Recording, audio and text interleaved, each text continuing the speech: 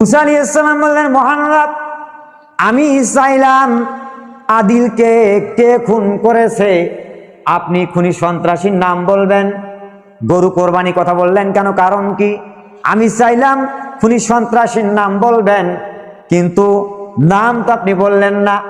ওরা বলতেছে, ও মুসা, এই জন্য তো আমরা আপনাকে নবী বলে মানি না, এই জন্য তো আমরা আপনার কাছে সারেন্ডার করি না। আমরা মিথ্যা খুনের মামলায় পতিত হয়ে যাচ্ছি, আমরা হেরে যাচ্ছি, আর আপনি আমার সঙ্গে ইয়ার কি করেছেন, ঠাট্টা করেছেন, মস্কারি করেছেন। যেই গরুকে আমরা গড মানি, যেই গরুকে আমরা দেবতা মানি, সেই গরুকে আপনি জব করার কথা বলেছেন, কোরবানি কথা বলেছেন। সুতরাং আপনার এই ঠাট্টা মস্কারি বাদ দিয়ে সঠিক কথা বলুন, আদিলকে কে খুন করেছে?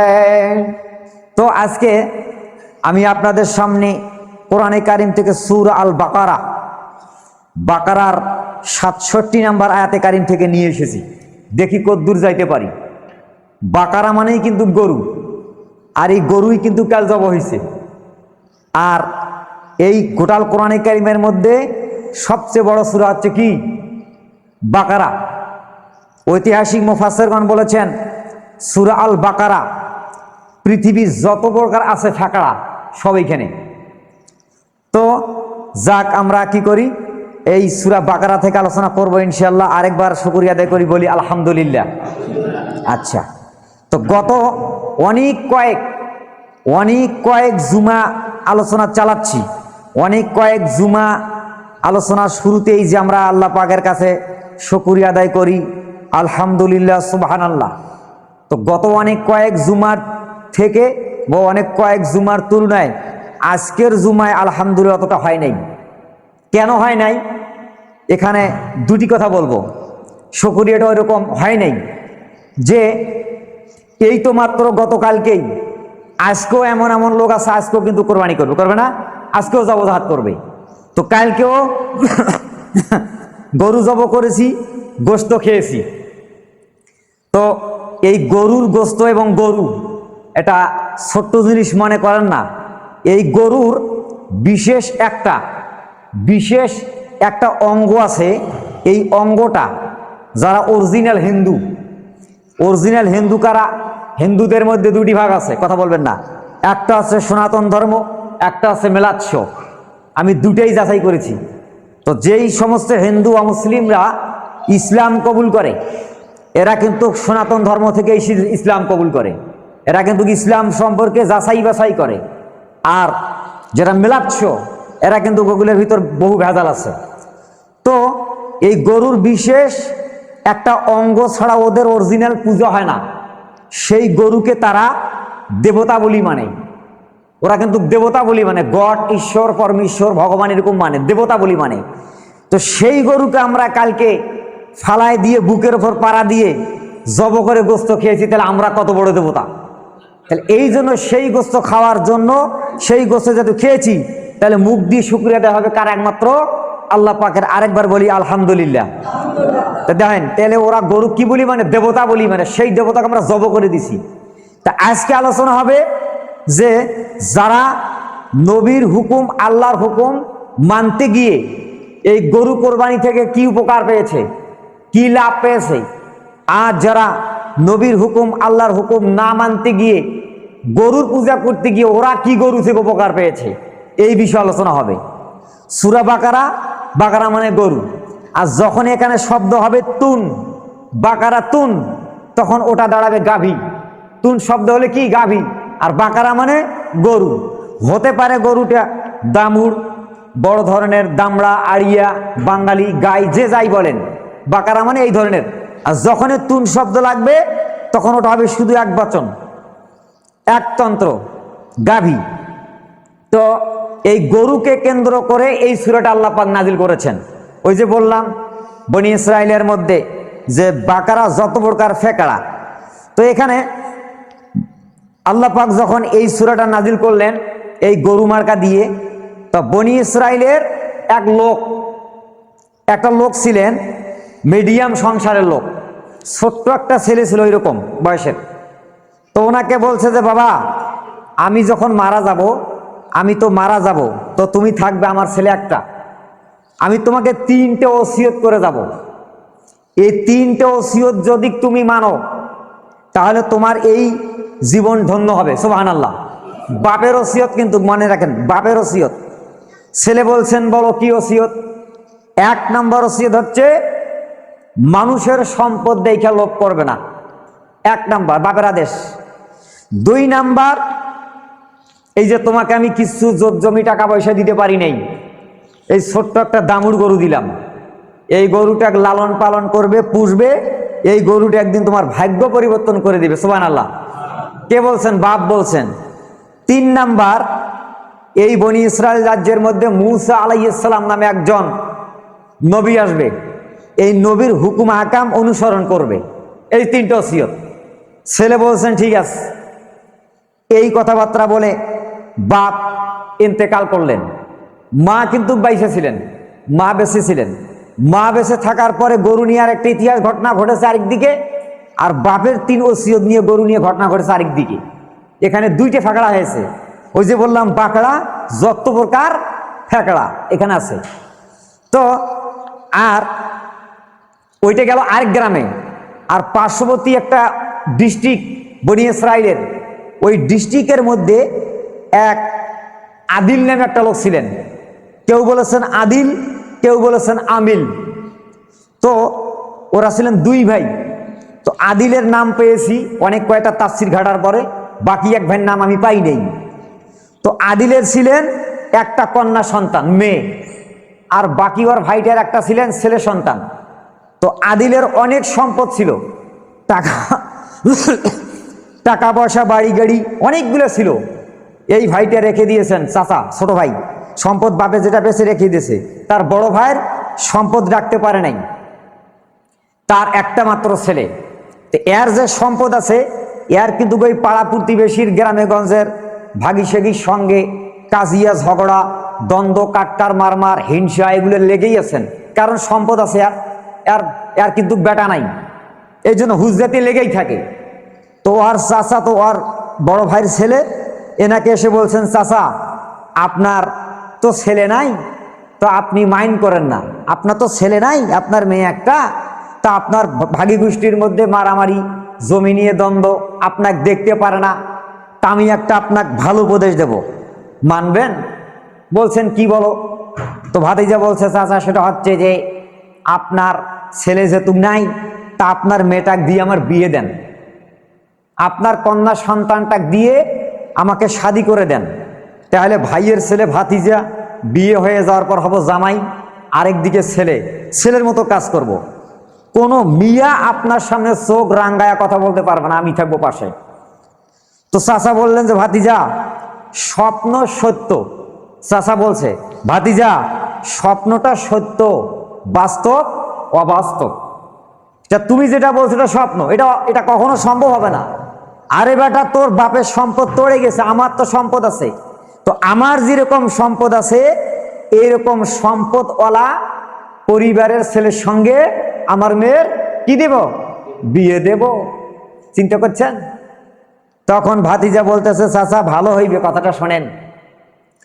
কয় বেটা আমার তুই ভালো মন্দর জ্ঞান দেশ, ভাগ দূর হয়ে যা। ভাতিজার মন খারাপ, চাচাক বলছে। এখন ভাতিজা তো যুবক ছেলে, চাচা তো বয়স্ক মানুষ। তো চাচা বয়স্ক হইলে হবে কি, তার মধ্যে ব্রেন, বুদ্ধি, জ্ঞান সবকিছু আছে। এটা মানেন, যার যখন বয়স আস্তে আস্তে আস্তে একটু বাড়ে তখন জ্ঞান বৃদ্ধিও কি বাড়ে। তো ছেলে ভাতিজা তখন দাঁত ক্যালটার বলে চাচা প্রস্তাব তো রাখলে না। তো চাচা মনে মনে বলে চাচা প্রস্তাব তো রাখলে না, কথা মানলে না, তো আপনার সম্পদটাও আমি পাবো, আপনার মেয়েকেও আমি পাবো, কিন্তু বিনিময়ে চাচা আপনাকে দুনিয়া থেকে ডিলিট করে দেব, নাই কইরা দেব। তার মানে কি? তার মানে চাচা হত্যা করবে, খুন করবে। তারপরে কি করলেন? রাতারাতির মধ্যেই চাচাকে অ্যাটেম্প টু মার্ডার মেরে ফেললেন। চাচাকে মেরে ফেলছে, কোনো সাক্ষী প্রমাণ নাই, একাই মেরে ফেলছে। মারার পরে পার্শ্ববর্তী যে গ্রামে, ওই আশেপাশে গ্রাম পাড়া, ওই জমি নিয়ে দ্বন্দ্ব একটু লেগে থাকে। রাতারাতির মধ্যে লাশ লাশ ওই বাড়ির দুয়ারের সামনে নিয়ে রেখে দিয়েছে, দুয়ারের সামনে রেখে দিয়েছে। এখন বলেন তো এই কি বলে আপনার এই যে মার্ডার কেসের আসামি, এই আসামি কারা হবে? লাশ যায় যার বাড়ির সামনে পাবে তারাই তো হবে, ঠিক কিনা? পুলিশ তো ওটাই প্রমাণ চায়, লাশ যেখানে যার হাতে অস্ত্র হাতে নাতে সেটাই কি, সেটাই চাই। শেষ চাচা কি করলেন, হত্যা করে ফেললেন, করার পরে ওই জায়গায় রেখে দিলেন। পরের দিন সকালবেলা দেখে ওরা সর্বনাশ, আরে কাজিয়া ঝগড়া তো অনেক কয়েকদিন ধরে বন্ধ ছিল, আদিলকে আবার হত্যা করে কে আমার বাড়ির সামনে লাশ এনে দিল। আবার যায় হত্যা করছে, সকালবেলা গিয়ে তার চাচাতো বোনকে নিয়ে সঙ্গে করে নিয়ে গিয়ে হাউমো আরো কয়েকজন লোককে ডেকে হাউমো করে কান্নাকাটির ভান করে বলতেছে, তোমরা শেষ পর্যন্ত আমার চাচাকে হত্যা করে ফেললে, আমি তোমাদের নামে মামলা দায়ের করব, বিরুদ্ধে মামলা দায়ের করব, তোমরা কেন এই কাজটা করলে, আপোষ করো নইলে আমি মামলা করব। এরা তখন কি করলো, এরা সবাই তখন সিদ্ধান্ত নিল, আরে আমরা তো আদিলকে হত্যা করি নাই, এই কাজটা কে করেছে? এরা বলতেছে আমরা তো খুন করি। আসলে কি তারা খুন করছে? তারা তো খুন করে নাই, এমনি একটু রেশারেশি হয়েছে, কিন্তু মার্ডার খুন তোরা করে নাই। শেষ পর্যন্ত তারা বলতেছে যে চলো আমরা কি করি, গরুর কাছে যাই। ওই যে ওরা গরুর কি করে, পূজা করে, বনি ইসরাইলের লোক, এরা গরুর কাছে চলে গেলেন, গিয়ে গরুর কাছে পূজা করলেন, মাথা নত করলেন, বিভিন্ন প্রকার মন্ত্র পাঠ করলেন। করার পরে গরু কি কথা শোনে? শেষ পর্যন্ত কাম হইল না। তারা বলতেছে এই গরু তো অনেক পূজা করলাম, মন্ত্র পাঠ করলাম, এরপরে মাথা নত করলাম, মা মারলাম, গড মারলাম, ভগবান মারলাম, ঈশ্বর মারলাম, কোনো রেজাল্ট পাওয়া যাচ্ছে না, এখন কি করা যায়? তখন কেউ বলতেছে যে শোনো, এটার যে আমরা পূজা করি এটা খামোখা, তা না করে বাদ, মিথ্যা খুনের মামলা থেকে বাঁচতে হলে চল আমরা মুসার কাছে যাই। সুবহানাল্লাহ, এই যে লাইনে আসতেছে, কার কাছে যাই? মুসার কাছে যাই। মুসা আলাইহিস সালামের কাছে যাব, তার কাছে গিয়ে আমরা বলবো যে মুসা, আমরা তো গরুর পূজা করি, গরুকে গড বলি মানি, তা গরুকে দেবতা বলি মানি, তা আজকের থেকে এগুলি সব বাদ দেব, তোমাকে নবী বলি মানবো, তোমার আল্লাহকে মানবো, দয়া করে তুমি আমাদের এই মিথ্যা খুনের মামলা থেকে বাঁচাও।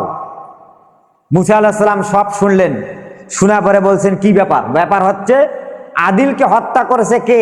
আমরা তো খুন করি নাই, কিন্তু আমাদের বাড়ির সামনে লাশ, দয়া করে আপনি এই খুনের নামটা আল্লাহর কাছ থেকে নিয়ে এসেন, যেহেতু তোমার আল্লাহ সব বলতে পারে। মুসা আলাইহিস সালাম বলছেন তোমরা কি আমার উপর ঈমান আনবে? তো হ্যাঁ আনবো। আল্লাহকে মানবে? তো হ্যাঁ মানবো। বা স্বীকৃতি দিলেন। দেওয়ার পরে মুসা আলাইহিস সালাম আল্লাহর কাছে স্বর্ণপর্ণ হলেন। এই যে এরা কিন্তু গরুর কি করে পূজা করে, আর আল্লাহ এখানে চাচ্ছে যে যেই গরুকে ওরা জীবিত থাকাকালে, যেই গরুকে জীবিত থাকাকালে পূজা করেছেন, মাথা নত করেছেন, মন্ত্র পাঠ করেছেন, করার পরে কোনো লাভ হয় নাই, সেই গরুকে আমি জব করে, জব করা মানে মরে যাব, জব করার পরে জবকৃত গরু দিয়ে আরেকটা গরুকে বাঁচায় দেবো। চিন্তা করবো, বলেন সুবহানাল্লাহ। তো ওরা বাঁচি থেকে যেটা পারবে না, আমি আল্লাহ সুবহানাহু এই কাজটা করব। তখন মুসা আলাইহিস সালাম আল্লাহ পাকের কাছে গিয়ে স্বর্ণবর্ণ হলেন, আল্লাহ সুবহানাহু ওয়া তাআলার কাছে গিয়ে বলতেছেন, তখন আল্লাহ পাক বলতেছে হে আল্লাহ, আল্লাহর কাছে গিয়ে মুসা বলতেছেন রব, আদিলকে কে খুন করেছে? আমার জাতির লোকেরা, এরা এখন ঠেলার নাম বাবাজি, ওরা আমাকে স্বীকার করেছে, আমার উপর ঈমান আনবে, ইসলাম কবুল করবে, দয়া করে আপনি ওই খুনি সন্ত্রাসীর নামটা বলুন, তাহলে ওরা সবাই বেঁচে যাবে, ওরা ঈমান আনবে, আর যে খুন করেছে তার বিরুদ্ধে মামলা হবে, তার সাজা শাস্তি হবে, এই লোকগুলোর বাইচে যাবে, আপনি নামটা বলুন। আল্লাহ সুবহানাহু ওয়া তাআলা এখন আদিলের খুনি সন্ত্রাসীকে এই যে নাম তুলে ধরছেন কোরআনে কারিমের আয়াত দিয়ে। আল্লাহ রাব্বুল আলামিন বলেন, ওয়াইজ ক্বালা মূসা লিকাওমিহি ইন্নাল্লাহা ইয়ামুরুকুম আন তাযবাহু বাকারাতা।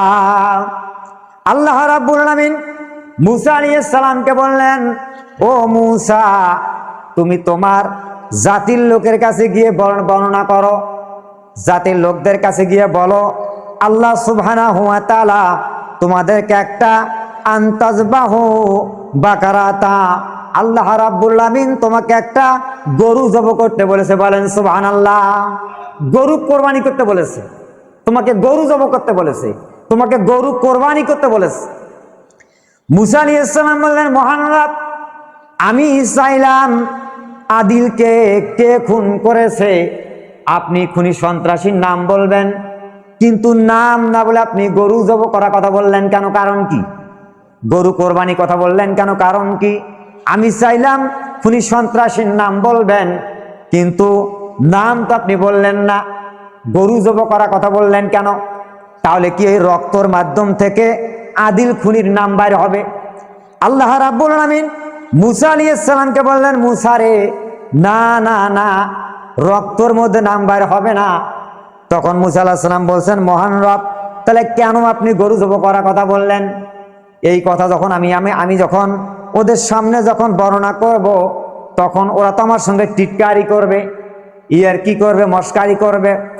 আল্লাহ রাব্বুল আলামিন মুসা আলাইহিস সালামকে বললেন, মুসা রে, ওরা কি তোমাকে নবী বলি মানে? কয় না, তো মানে না। ওরা কি আমাকে আল্লাহ বলি মানে? কয় না, মানে না। এখন আমি যদি বলি আদিলকে খুন করেছে তার ভাইয়ের ছেলে ভাতিজা, এই কথা যদি সরাসরি তুমি তাদের কাছে গিয়ে বলো, ওরা কি এটা বিশ্বাস করবে? মুসা আলাইহিস সালাম বলছেন, না, তাও তোরা বিশ্বাস করবে না।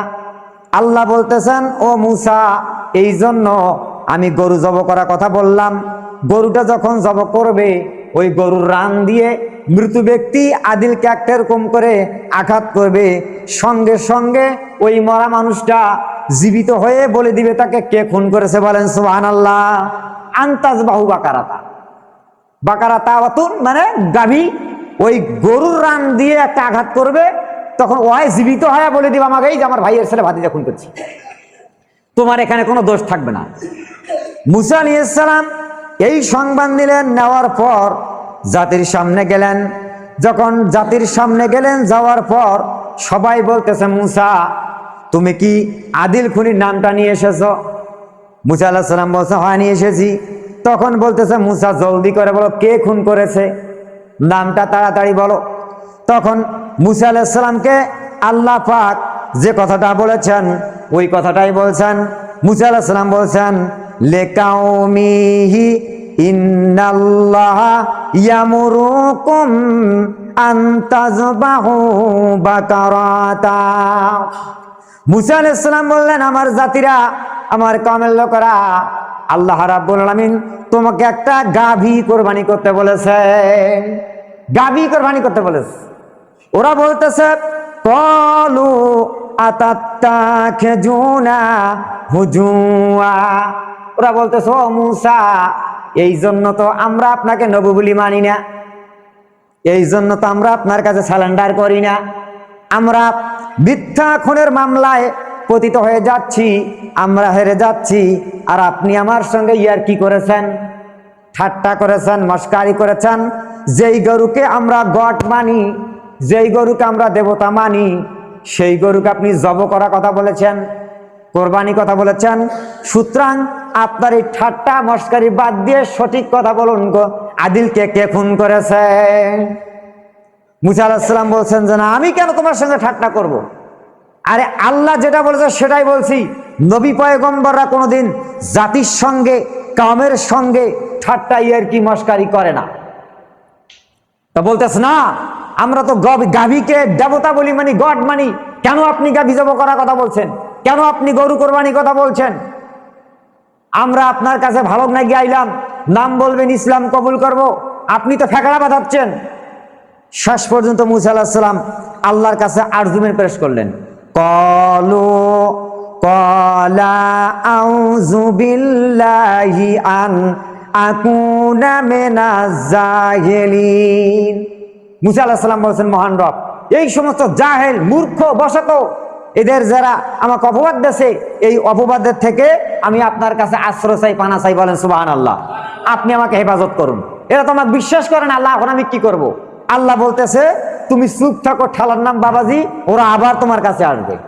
ওরা যদি না আসবে, গরু জবাই না করবে, ওরা মিথ্যা খুনের মামলায় শেষ পর্যন্ত গোটাল গ্রামের বাসী, গ্রাম লোকের, ওদের একটা খুনের জন্য গোটাল গ্রামের লোক ওরা ফেসে যাবে। তুমি চুপ থাকো। ওরা তখন সবাই মিটিং পরামর্শ করলো যে, গরুর পূজা করলাম, গরুর সাথে কোনো প্রমাণ পাইলাম না, মুসার কাছে গেলাম, মুসা তো গরু কোরবানি কথা বললো, এখন আমরা কি করব? তখন কেউ বলতেছে এক কাজ করি, এ গরু কেমন জব করা যায়, গরু তো আমরা দেবতা, আরে সেটা তো হারাও কছিরি, এরকম ওরা এরকম মিটিং করে, করার পরে বলতেছে শোনো এক কাজ করি। কি কাজ? কাজ হচ্ছে আমরা মুসাকে এমন এমন কিছু কিছু প্রশ্ন তুলে ধরবো, ওই প্রশ্নটা উত্তর আনিরও পারবে না, গরু জবাহ করা থেকে, কোরবানি করা থেকে আমরা মুক্ত। দেখছেন মুনাফিকদের ইয়া দেখেন। তারপর ওরা তখন বলতেছে কি প্রশ্ন করবে, যে চলো আমরা এই এই এই এই ধরনের প্রশ্ন করব। ওরা তখন মুসা আলাইহিস সালামের কাছে গিয়ে প্রশ্ন করতেছে, ক্বালু দু'ু লানা রাব্বাকা মা হিয়া রাব্বাকা ইউবাইয়িন লানা মা হিয়া। ওরা বলতেছে, ও মুসা, তুমি তোমার রবের কাছে জেনে নাও গরুটার বর্ণনা, আমরা যে গরুটা জবাহ করব, গরুটা কোরবানি করব, তার কি কোনো বর্ণনা আছে? গরুটা কি চ্যাংড়া হবে না বুড়ো হবে? গরুটা কি দামড়া হবে না গাই হবে? দামুর হবে না আড়িয়া হবে? কেমন সাইজের গরু হবে? আপনি গরুটার বর্ণনার কথা এসে আমাদেরকে জেনে দিন। মুসা আলাইহিস সালাম সঙ্গে সঙ্গে আল্লাহর কাছে শরণাপন্ন হলেন। হওয়ার পর বলতেছেন, মহান রব, ওরা আমার জাতির লোকেরা জানতে চায় গাভীটা যে জবাহ করবে, গাভীটা যে কোরবানি করবে, গাভীটার বর্ণনা চেয়েছে, একটু বর্ণনা বলেন, কি রকম গাভী হবে, কি রকম গরু হবে? আল্লাহ সুবহানাহু ওয়া তাআলা তখন গাভীর বর্ণনা দিচ্ছেন। ক্বালা ইন্নাহু ইয়াকুলু ইন্নাহা বাকারাতুন লা ফারিদু ওয়ালা বিকরু আওয়ানুন বাইনা যালিকা ফাফআলু মা তুমারুন। আল্লাহ রাব্বুল আলামিন মুসা আলাইহিস সালামকে বললেন, ও মুসা, তুমি তোমার সম্প্রদায়ের তোমার জাতের লোকদের কাছে জানায় দাও, গরুটা ছোট্ট হবে না, বড় হবে না, মিডিয়াম ধরনের গরু হবে, যাতে দেখতে দর্শকদের চমৎকার হয়। বলেন সুবহানাল্লাহ। দেখতে দর্শকদের চমৎকার হয়। ওই গরুটা জমির মধ্যে হাল চাষ করছে এটাও হবে না, বাঙালিও হবে না, দামড়াও হবে না, দামুড়ও হবে না, ছোট হবে না, বুড়িও হবে না, শিং ভাজও হবে না, একদম দেখতে মিডিয়াম। দেখেন না কিছু কিছু গরুর মোশান আছে, ওই রকম গরু হবে। এরকম যখন মুসা আলাইহিস সালাম যখন এরকম বর্ণনা নিয়ে গেলেন, যাওয়ার পর বলতেছে জাতির লোকেরা, আল্লাহ তোমাকে একটা মিডিয়াম গরুর কথা বলেছে। যখন এরকম করে বললেন, তখন ওরা একে অপরের দিকে দৃষ্টি আকর্ষণ করে আর মনে মনে চিন্তা করে, কিরে, গরুর তো আবার বর্ণনা নিয়ে আইছে, এখন আমরা আটকাই কেমনে? তখন ওরা আরেকটা প্রশ্ন করলেন, ওরা আরেকটা প্রশ্ন করছেন, ক্বালু দু'ু লানা রাব্বাকা ইউবাইয়িন লানা মা লাউনুহা। ওরা বলতেছে, ও মুসা, এবার তুমি তোমার রবের কাছে জেনে নাও গাভীটার রঙের বর্ণনা, সেটা কেমন রঙের গাভী হবে, কারণ গরু তো অনেকগুলো পাওয়া যায়, কি রঙের গাভী হবে? যখন এরকম করে মুসা আলাইহিস সালামের কাছে এরকম করে বললেন, তখন আল্লাহর কাছে বললেন, মহান রব, ওরা তো এখন ওরা তো রঙের বর্ণনা দিতে চায়, রঙের বর্ণনা জানতে চায়। তখন আল্লাহ বলছেন, মুসা, এইবার কিন্তু ওরা মারা যাবে, এইবার ওরা কিন্তু ফেসে যাবে। আল্লাহ কথাটা বলতেছেন, মানে ওরা যত পেঁচাইছে তত নিজে এই পেঁচত পইছে। চিন্তা করছেন, ফার্স্টে কিন্তু বলা হয়েছে বাকারা, বাকারা মানে কি গরু, আর পরে পেঁচায় পেঁচায় পেঁচায় পেঁচায় আসছে, পরে আল্লাহ বলছে বাকারা তুন, এখন গাভী। বাকারা মানে যে কোনো একটা গরু দিলে কাম হয়ে গেল ভাই। তো যখনই পেঁচাইছে আল্লাহ খেলাইছে। আর যেখানে লক্ষ্য করেন, যেই জায়গায় মানুষের বুদ্ধি বিবেক কারামতি শেষ, বুদ্ধি খতম, আল্লাহর খেলা না থাকি শুরু। চিন্তা করছেন? এরপরে বলতেছেন আল্লাহ, এখন ওরা জানতে চায় রঙের বর্ণনা, এই রঙের বর্ণনাটা দিন। আল্লাহ রাব্বুল আলামিন মুসা আলাইহিস সালামকে বললেন, ক্বালু দু'ু লানা রাব্বাকা ইউবাইয়িন লানা মা হিয়া। আল্লাহ বলতেছেন, ক্বালা ইন্নাহু ইয়াকুলু ইন্নাহা বাকারাতুন সাফরাউ কাফাকাহু লাউনুআ তাসুররুন নাজিরিনা। আল্লাহ পাক বলতেছেন, মুসা তুমি তোমার জাতের লোকের কাছে গিয়ে বলো যে গরুটা হবে একটা গাঢ় পাতলা হলুদ বর্ণের। বলেন সুবহানাল্লাহ। কেউ বলেছে হলুদ বর্ণের, কেউ বলেছে পিত বর্ণের, কেউ বলেছে আসমানি কালার। তিন মুফাসসির তিন রকম এরকম করে বলেছে, তবে হলুদ বর্ণনাটা বেশি আসছে। মুসা আলাইহিস সালাম এরপরে তিনি চলে গেলেন। যাওয়ার পর বলতেছেন, আমার সম্প্রদায়ের লোকেরা তোমরা যেরকম পেঁচায় এখন নিজে পেঁচত পড়ে গেছো, যাও যাও এখন তোমরা এই রঙের গরু তোমরা তালাশ করো।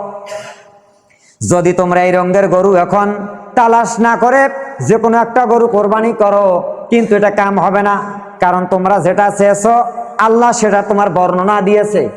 এরপরে তারা গরু খুঁজতেছেন, খুঁজতে খুঁজতে খুঁজতে হয়রান হয়ে গেলেন, গরুর সন্ধান পায় না। এরপরে হঠাৎ ওই যে পার্শ্ববর্তী গ্রামে হলুদ বর্ণের গাভী পেয়ে গেলেন। যখন পেয়ে গেলেন তখন গরুর কাছে গিয়ে বলতেছেন গরুর মালিকটাকে। একটা যুবক ছেলে চলে আসলেন, আসার পরে বলতেছেন, তুমি কে? গরুর মালিক। কয়, হ্যাঁ আমি মালিক। গরুটা বিক্রি করে দাও, এত মূল্য দেব। না না, বিক্রি করব না, 2 গুণ দেবো, 3 গুণ দেবো, 5 গুণ দেবো, 10 গুণ লাভ দেবো। না না, আমি গরু বিক্রি করব না। আমার আব্বার তিনটা ওসিয়ত আছে, 3টা ওসিয়তের মধ্যে 2টা ওসিয়ত আমি মেনেছি, এখন পর্যন্ত একটা ওসিয়ত পালন করতে পারি নাই। ওসিয়ত পালন না করা পর্যন্ত আমি গরু বিক্রি করব না। বলেন সুবহানাল্লাহ। ওই ছেলের কাছে চলে গেছে। এরপরে তারা কি করলেন? তারা ফেরত হয়ে আসলেন, আসার পরে বলতেছেন, ইয়া মুসা, আমরা গরুর সন্ধান যেরকম বলেছেন সেই রকম গরুর রঙের আমরা পেয়েছি, কিন্তু গরু তো আমরা আনতে পারলাম না। গরুর রং পেয়েছি কিন্তু গরু তো আমরা আনতে পারলাম না। তখন মুসা আলাইহিস সালাম বলেন, তোমরা কি রকম তাকে লাভ দিতে চেয়েছো? তখন এরা বলতেছে, আমরা 2 গুণ, 3 গুণ, 5 গুণ, প্রায় 10 গুণ লাভ দিতে চেয়েছি, তবুও তো গরু আমাকে দেয় না। এরপরে ওরা বলতেছে, ইয়া মুসা, যেহেতু আমরা গরু আনতে পারি নাই, এক কাজ করেন, দয়া করে আপনি গরুটা আমাকে এনে দিন। আপনি নবী মানুষ, পয়গম্বর মানুষ, যেহেতু আমরা যত পেঁচাইছি পেঁচত পড়েছি, আপনি গরুটা আমাদেরকে নিয়ে এসে দিন। মুসা আলাইহিস সালাম বললেন, ঠিকিনা দাও। ঠিকিনা দিলেন, ঠিকিনা অনুযায়ী তিনি চলে গেলেন। যাওয়ার পর ওই যুবকের কাছে গেলেন। যাওয়ার পরে বলতেছেন, যুবক রে, তোমার কাছে কি এই গরু নেওয়ার জন্য একদল কাফেলা আসছিল? যুবক বলতেছে, আসছিল। গরুটা দাও নাই কেন? কি জন্য দাও নাই? ওরা কি মূল্য দিতে চায় নাই? যুবক বলতেছে, আল্লাহর বান্দা, আমি গরুটা এই জন্য দেই নাই, কারণ আমার আব্বা 3টা ওসিয়ত করে গেছে, 2টা ওসিয়ত পালন করা হয়েছে, এখন পর্যন্ত একটা ওসিয়ত পালন করতে পারি নাই। যতক্ষণ পর্যন্ত ওই ওসিয়তটা আমি পালন করতে পারবো না, ওসিয়তের সঙ্গে মিল খাবে না, ততক্ষণ পর্যন্ত আমি গরু বিক্রি করব না। মুসা আলাইহিস সালাম বললেন, যুবক রে, কি 3টা ওসিয়ত তোমার আব্বা করে গেছে? বলতেছে, 1 নাম্বার হলো মানুষের সম্পদ দেখে লোভ করতে আমাকে নিষেধ করেছে, এটা আমি মেনেছি। 2 নাম্বার ওসিয়ত হলো যে আল্লাহ পাক, 2 নাম্বার ওসিয়ত হলো আমার আব্বা বলেছেন, এই ছোট্ট একটা দামুর তোমাকে দিলাম, এটা লালন পালন করবে, একদিন তোমার ভাগ্য পরিবর্তন করে দেবে, এটা ওসিয়ত আমি মেনেছি। 3 নাম্বার ওসিয়ত হলো এই বনি ইসরায়েলের মধ্যে একজন মুসা আলাইহিস সালাম নামে পয়গম্বর আসবে, তার হুকুম তার অনুসরণ পালন করবে, যদি এইটা মানো, পালন করো, তোমার ভাগ্য পরিবর্তন হবে। বলেন সুবহানাল্লাহ।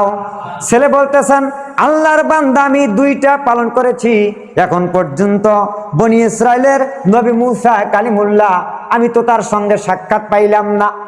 তখন মুসা আলাইহিস সালাম চোখের পানি ছেড়ে দিয়ে বলতেছেন, আল্লাহর বান্দা, যুবক শোনো, তোমার আব্বা যার কথা বলেছে আমি হইলাম সেই বনি ইসরায়েলের নবী মুসা কালিমুল্লাহ। বলেন সুবহানাল্লাহ। আমি মুসা সরাসরি তোমার কাছে এসেছি। ওই যে বাপ দোয়া করেছে, বাবা গরুটা দেবে? মুসা আলাইহিস সালাম বলছেন, বাবা গরুটা দেবে? বলছেন, হ্যাঁ, আমার আব্বা বলেছে মুসা আলাইহিস সালামের অনুসরণ করবা। ওরা তো 10 গুণ লাভ দিতে চেয়েছে, 10,000 কোটি দিরহাম আমি দেব না। আপনি নবী, আমার আব্বা বলেছে, আপনাকে আমি গরুটা এমনি দিলাম। সুবহানাল্লাহ। দেখছেন, এমনি দিল কাকে? নবীকে। কার কথায়? বাবার কথায়। মুসা আলাইহিস সালাম গরুকে নিয়ে গেলেন। যাওয়ার পরে বলতেছেন, জাতির লোকেরা শোনো, গরু আমি নিয়ে এসেছি। তখন ওরা বলতেছে, মুসা ভালো কাজ করেছো, গরু এনেছো, কিন্তু কত টাকা দিয়ে এটা শোনার কোনো দরকার নাই। পাগল হয়ে গেছে, গরু পাইছে, পাগল হয়ে গেছে। এরপরে বলতেছে, মুসা আলাইহিস সালাম বলতেছে, তোমরা জলদি করে গরুটার পায়ে রশি লাগাও। রশি লাগাইলেন, ফালাইলেন, ফালার পর মুসার হাতে ছোরা দিলেন, দিয়া বলতেছে, মুসা তুমি নিজ হাতে জব করে দাও, কোরবানি দাও।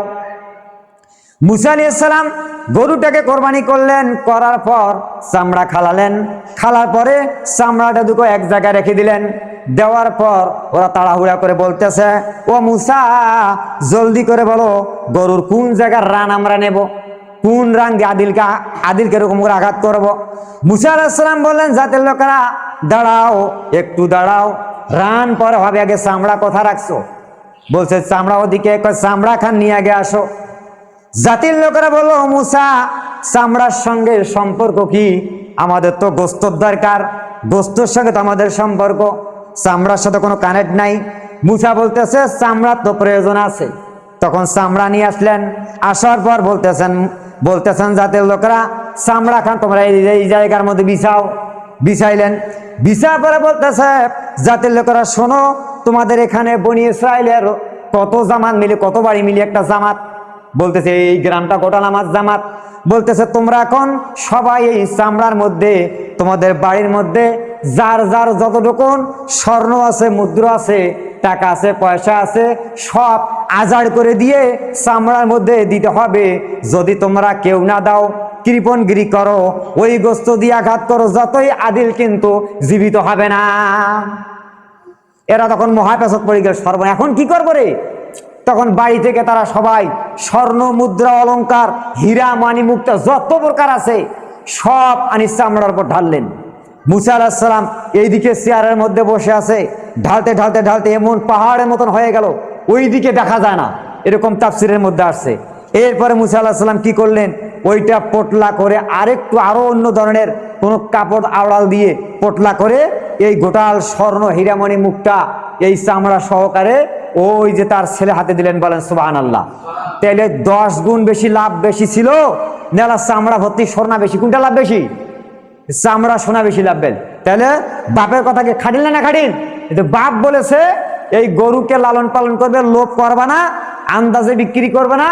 মুসা নামে একজন নবী আসবে, তার অনুকরণ করবে, এই গরু তোমাকে 1000 কোটিপতি বানিয়ে দেবে। বলেন সুবহানাল্লাহ। দেখছেন কি অবস্থা হয়ে গেল?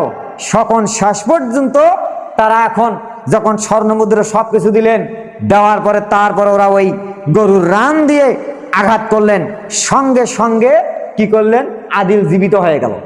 যখন জীবিত হয়ে গেল তখন বলতেছে ওই মজলিসে ওর ভাতিজা ছিল, ওর ভাতিজা তো টের পাইছে যে কি একটা আম যে কি হয়, এখানে কি যে হবে।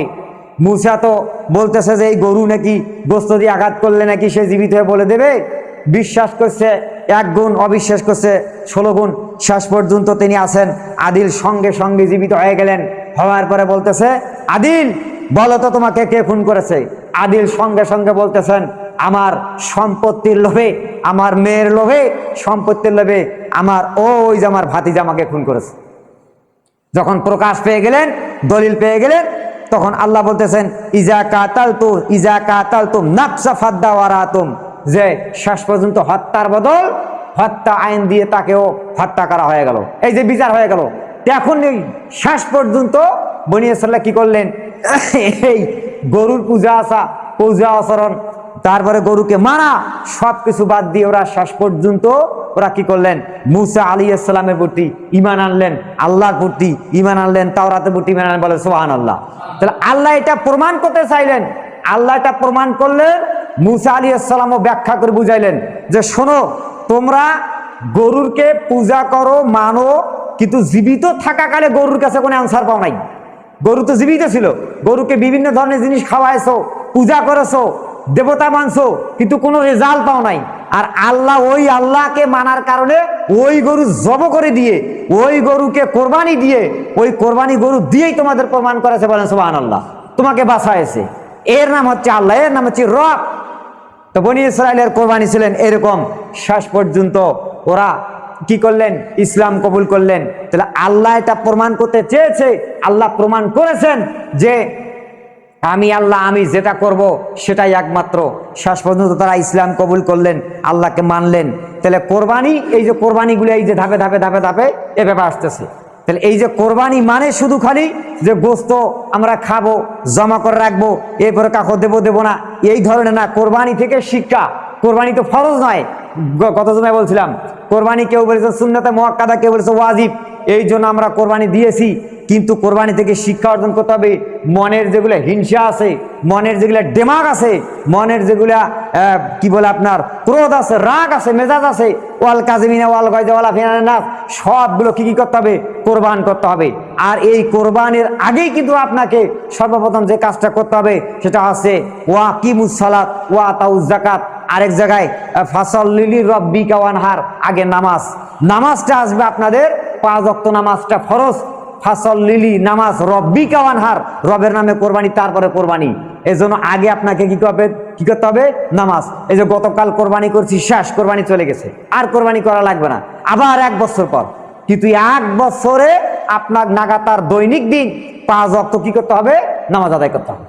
যদি আপনি ভাই নামাজ আদায় না করেন, সঠিকভাবে নামাজ আদায় না করেন, তাহলে কিন্তু আপনার এই কোরবানি দেন, হজ করেন, সমস্ত ইবাদত বন্দেগীর মূল ইবাদত হচ্ছে, মূল ডিউটি হচ্ছে এই নামাজ।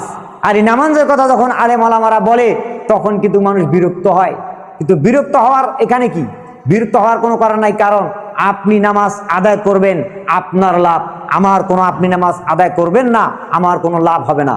কারণ নামাজটা আপনার, নামাজটা আমার, নামাজটা কিন্তু আপনার নামাজ আমার জন্য নয়, আমার নামাজ আপনাদের জন্য নয়। আল্লাহ বলতেছেন, কুল ইন্না সলাতি ওয়া নুসুকি ওয়া মাহইয়া ওয়া মামাতি লিল্লাহি রাব্বিল আলামিন। নবী আপনি বলুন, আমার নামাজ, আমার রোজা, আমার হজ, আমার যাকাত, আমার কোরবানি, আমার ফিতরা, আমার সদকা, সব আমার, কিন্তু আল্লাহর জন্য নিবেদিত, আল্লাহর জন্য উৎসর্গ। বলেন সুবহানাল্লাহ। তাহলে নিজের নামাজ, নিজের ইবাদত ভাই নিজেকে করতে হবে। এটা আপনি যদি না করেন, এটা আপনার তকদির খারাপ হবে। লাহা কাসাবাত ওয়া আলাইহা মাকতাসাবাত। এই জন্য নামাজ আপনাকে করতেই হবে, যে অবস্থায় থাকেন নামাজ।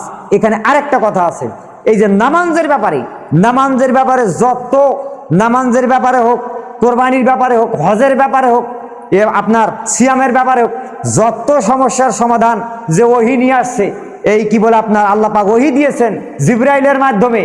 তো অন্য অন্য নবীর ক্ষেত্রেও এরকম নামাজ, রোজা, হজ, যাকাত ছিল। কিন্তু যখন মুসা আলাইহিস সালামের কাছে আল্লাহ পাক ওহী দিয়েছেন, লক্ষ্য করেন, ভালো করে শুনেন, মুসা আলাইহিস সালামের কাছে যখন ওহী দিয়েছেন তাওরাতের, ইব্রাহিম আলাইহিস সালামের কাছে ওহী দিয়েছেন, ইয়াকুব আলাইহিস সালামের কাছে দিয়েছেন, নূহ আলাইহিস সালামের কাছে দিয়েছেন, তখন সরাসরি এইরকম ওহী দেয় নাই, সরাসরি এইরকম ওহী নিয়ে আসে নাই। আল্লাহ বলতেছে, জিবরাইল তুমি ইব্রাহিমের কাছে যাও, মুসার কাছে যাও, ইয়াহইয়ার কাছে যাও, নূহের কাছে যাও। জিবরাইল এসে বলতেছে, ইয়া মুসা, ইব্রাহিম, ইয়াকুব, ইসহাক, আল্লাহ আপনাকে ওহী দিবে, ওই পাহাড়ে আসেন। ওই জায়গার মধ্যে কোন নবীর বাপের বেটা বলতে পারে নাই, জিবরাইল আরে তুই তো আইসির মানুষটা, তা তুই ওহীটা নিয়ে আলু না কেন? এটা বলতে পারতেন কিনা? পারতেন, কিন্তু বলার সাহস নাই। একবার আসি সংবাদ দিয়েছে, এরা পাহাড়ত গেছে, তখন দিছে। আর এই নবীর ব্যাপারে যখন, যে অবস্থায়, যেখানে প্রয়োজন হয়েছে, আল্লাহ সুবহানাহু ওয়া তাআলা ওই জায়গায় ওহী দিয়েছেন। বলেন সুবহানাল্লাহ। ওই জায়গায় নবীজি ঘরের মধ্যে আছেন, বসে আছেন, নবীজি ঘরের মধ্যে বসে আছেন, মা আয়েশা সিদ্দিকার সঙ্গে কথা বলছেন। ওই জায়গায় ওহীর প্রয়োজন হয়েছে, ওই জায়গায় জিবরাইল চলে আসছে, ঘরের মধ্যে আসছে, এসে দুয়ারের সামনে মা আয়েশা সিদ্দিকা জিবরাইলকে দেখছেন। তবে জিবরাইল যে আসছিল, দেহিয়াতুল কালবিন রাদিয়াল্লাহু তাআলা একজন নামে সাহাবী ছিলেন, ও সুরত নিয়ে বেশি আসতেছেন জিবরাইল। তো সেই সালাম দিলেন, দেওয়ার পরে বলতেছেন, রসুল বলছেন, জিবরাইল ঘরে ঢুকো। জিবরাইল বলতেছেন, হুজুর ঘরে ঢুকা যাবে না। কেন? রাগ করলে?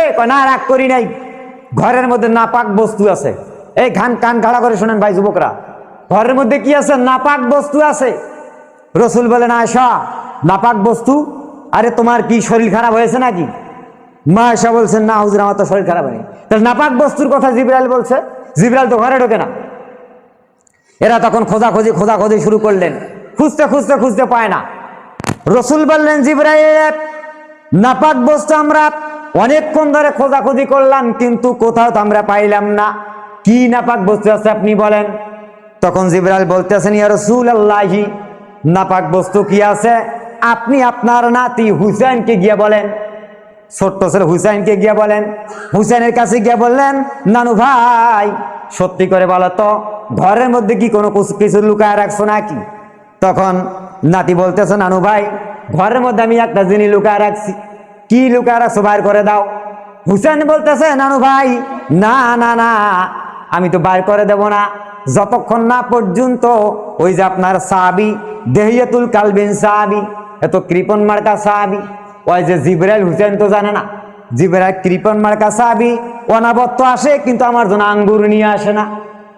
রসুল বলেন, জিবরাইল আঙ্গুর নিয়ে আসো নাই, এর জন্য আমার নাতি বলে না এখন আঙ্গুর বাইর করো। তখন জিবরাইল বলতেছে, মহান রব মহাবেকায়দায় পড়ে গেলাম, আঙ্গুর ছাড়া তো আর নাতি বলে না।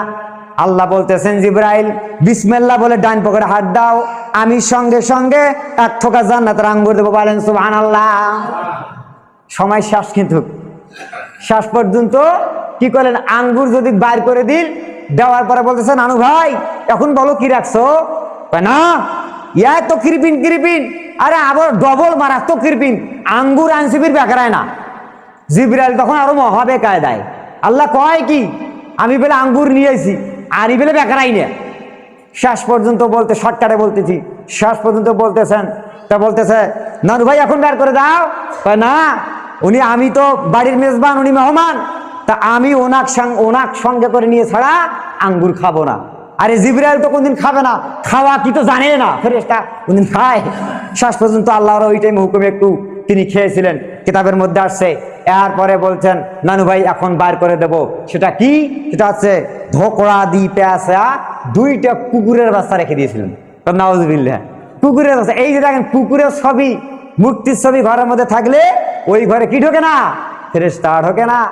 তা যা দেখেন, নাতি ছোট্ট না মানুষ, ওই জেঙ্কে চল সেঙ্কর কামো হয়, কুকুরের বাচ্চা নাকি থুজে থাক, ঘরের ভিতরে একটা খেজুরের ডাল দিয়ে খাট বানা আছে, তার পিছনে এমন কুকুরের বাচ্চা তার চেঁচায়ও না। চিন্তা করছেন? তো এই যে দেখেন, তাহলে এই কথাটা বললাম যে ওই নবীগুলোর গড়ত ওই নিয়ে আসছে, সংবাদ দিয়ে গেছে, আর এই নবীর কাছে যেখানে প্রয়োজন আছে ওইখানে আল্লাহ দিয়েছে। তাহলে সেই নবীর উপর আমরা ভাই কেন আমরা নামাজ কাজা করব? কেন আমরা গাফিলাতি করব? গাফিলাতি করে নামাজ যদি আপনি কাজা করেন, মুসার আল্লাহ সাল্লামের জামার একটা ঘটনা হচ্ছিল, যে বলতেছিলেন যে জেনাকারিনীর চাইতে সবচেয়ে খারাপ মানুষ কারা? যারা ইচ্ছাকৃতভাবে নামাজ কাজা করে। এই জন্য যুবক ভাই, আপনি নামাজ আদায় করবেন, আপনার লাভ, করবেন না আমার লাভও নাই লজও নাই। এই জন্য আপনি বলতে পারবেন, কথাটা আমি প্রায় বলি বারবার, আপনি বলতে পারবেন কালকে বাঁচবো। এই জন্য ভাই কি করবেন, নামাজ যদি আপনি সঠিকভাবে আদায় করেন, এমনিতে আপনার যত প্রকার শয়তানি বদমাশি আছে সব এমনিতেই দূর হয়ে যাবেন। সুবহানাল্লাহ।